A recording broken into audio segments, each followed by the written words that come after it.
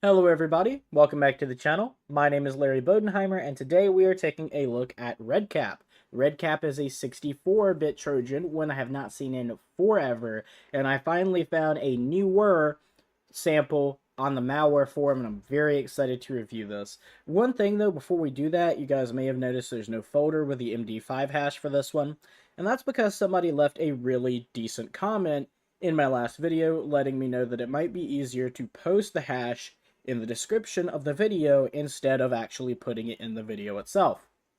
And I'm going to honor that. I think that's a really good idea. So from now on, you guys are going to see the MD5, the SHA-1, and the SHA-256 at the bottom of the description for every video or as a pinned comment. I'm not sure which one I'm going to do yet, but either one will be easy to find.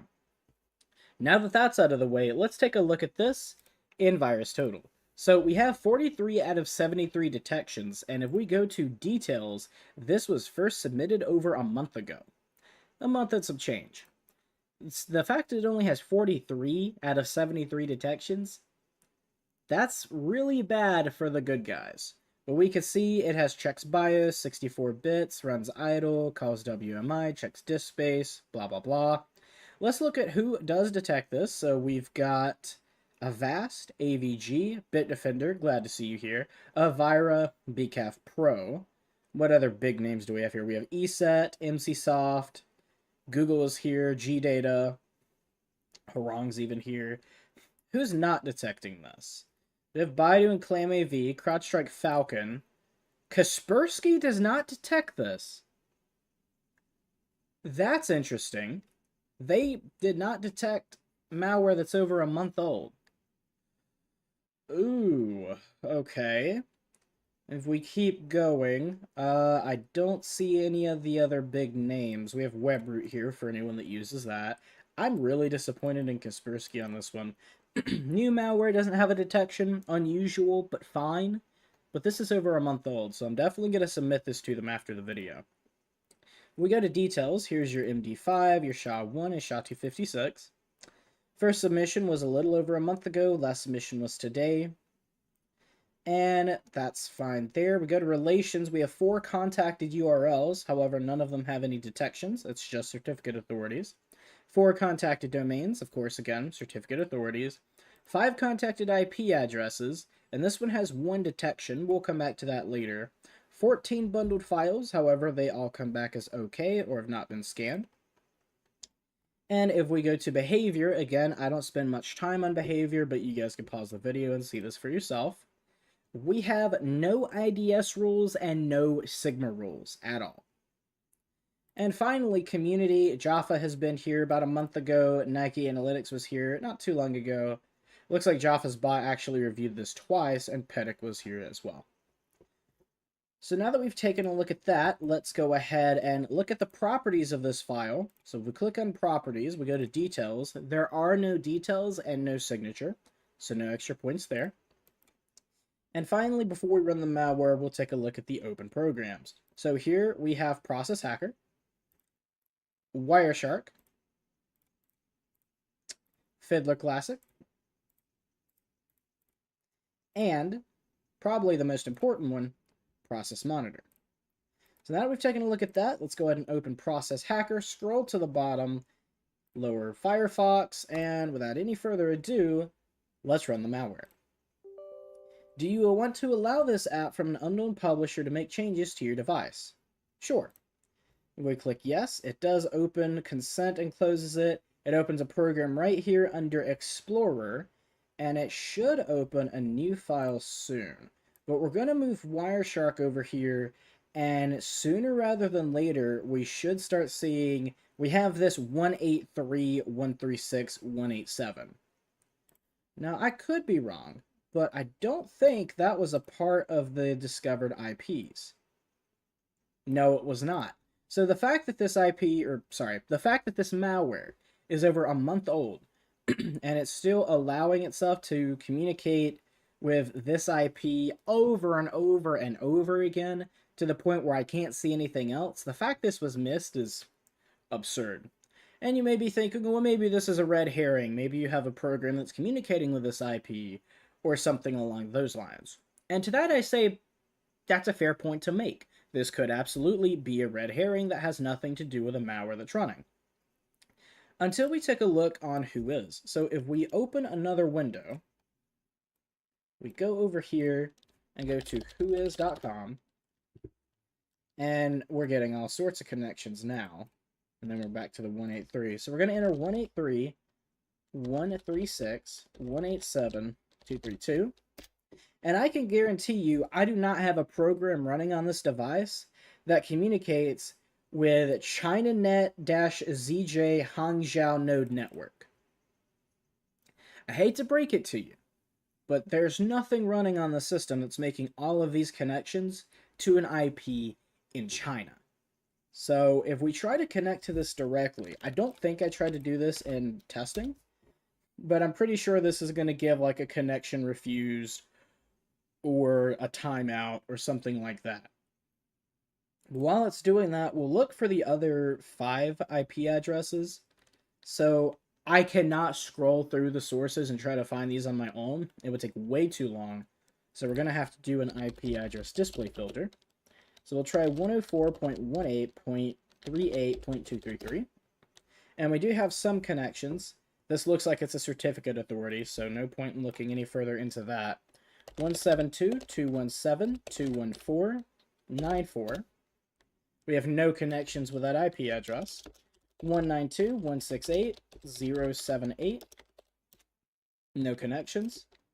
And the 204 I'm a little interested in. 204.79.197.203. And we do have some connections to this. However, it looks like this also might be a certificate authority. And it most likely is. But either way, it's to Microsoft. So who's detecting that IP as malicious? It's detected as malicious by criminal IP. Okay, well, we're not going to pay any more attention to that. And then 23216, I've got a feeling that this is also going to be either not connecting or it's going to be like a certificate revocation list. And we have no connections to that IP address. So the fact that we're getting all of these connections, if we scroll down, all of these connections to this one IP, and it's not showing up in VirusTotal, I'm certain this is the C2 server. It's in China, which, isn't absolutely, suspicious on its own, maybe. But the fact that it's making all of these connections, like we have over 9,000 packets right now, and we're not, I can't find anything that it's for. If we try to pull up the IP address on its own, and yes, it did say connection refused. So if we try to say, what is this IP? Well, okay, well, that was kind of stupid. What is, move that, IP range, country China, domain ChinaTelecom.cn. Here's the ASN, registry. Has been reported a total of 45,813 times from 554 distinct sources. I need to make a, a bookmark of this.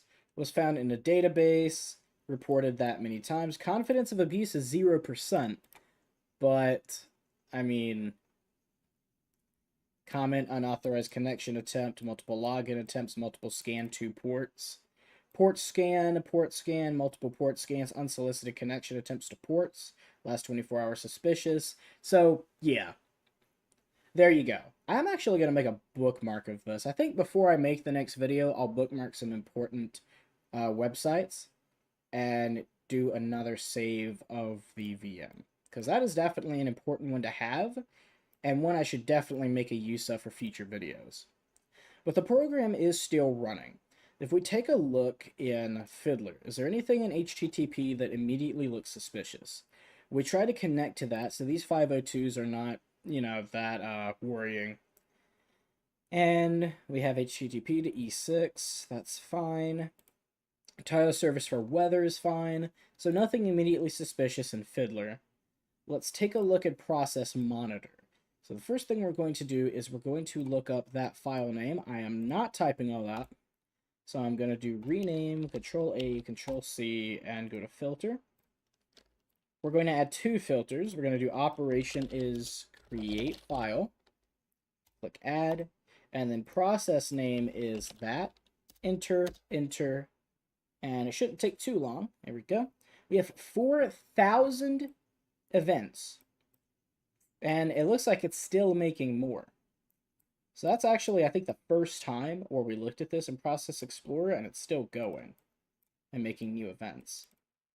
Okay, so the ones I'm most interested in are like the names invalid. What the heck? Okay. And the name and path not found. So we've got WBEM. That's fine enough on its own. We got a bunch of name not found. Aggressor.prop. Tencent files. WeChat files. So it looks like it's trying to pull things for Tencent, WeChat, Google Chrome, Firefox, which I don't believe I have Chrome on this machine. No, I don't have Chrome. So it's not making a note of all the programs that you have. It has its own directory of what it searches for. And that's why we have Chrome here, despite the fact that I do not have Chrome on this computer. Crashes events. So this is more Firefox. Firefox.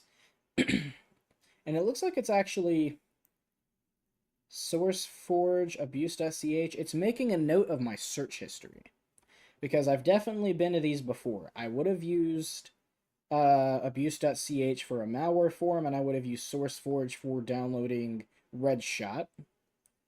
And then I did connect a virus total. It says I've been to YouTube. I may have accidentally clicked on YouTube, but I will go ahead and prove now that I'm not signed in. I never have been signed in. So that's fine. And then we've got more Chrome things here. Let's try to skip past some of these and try to find some more files not found. This is still Chrome's IDB. That's fine. Let's just go ahead and scroll down a little more. Here we go. Is directory. We're back. It looks like it's just running multiple checks in the same thing, which would explain why we're still getting events, because it's periodically checking for new login information or anything else of the sort. Sharing violation, amcache.hive, runtime service.exe, path not found, QQ music service config. Alright. It's not actually checking for much. It's checking a few browsers, and then the browser search history, and then Tencent and WeChat? Which, yeah, I've heard both of those, but I've never used either one. That's interesting. But I'm not seeing that it's creating any additional files, so it looks like all the work is being done from one file on its own. Which is, oh, it's done. It's gone. Huh, I didn't even realize that it shut down. Interesting.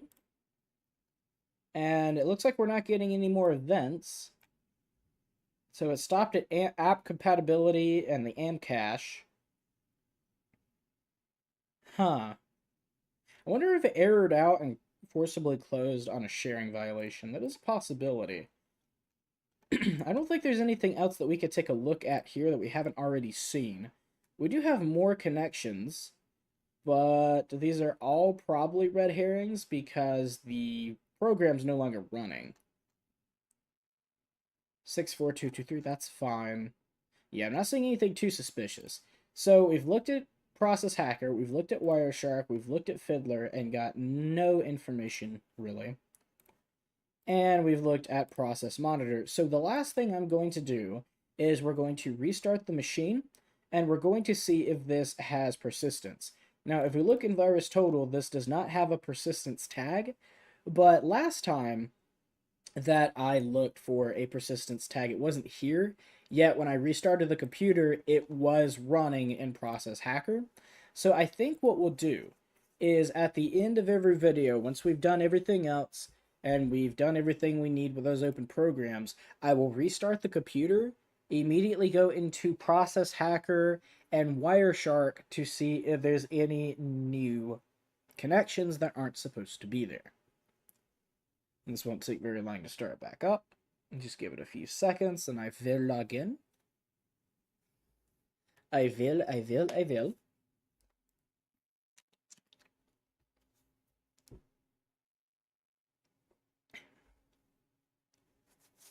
Okay, there we go. Let's go ahead and put in the password. All right, we'll open the sock. Go, go, go, go, go, go, go. Opened over here. And I'm not seeing anything suspicious. So it looks like instead of an actual like remote access Trojan, we've just got an info stealer. Yeah, because I'm not seeing that IP address anymore.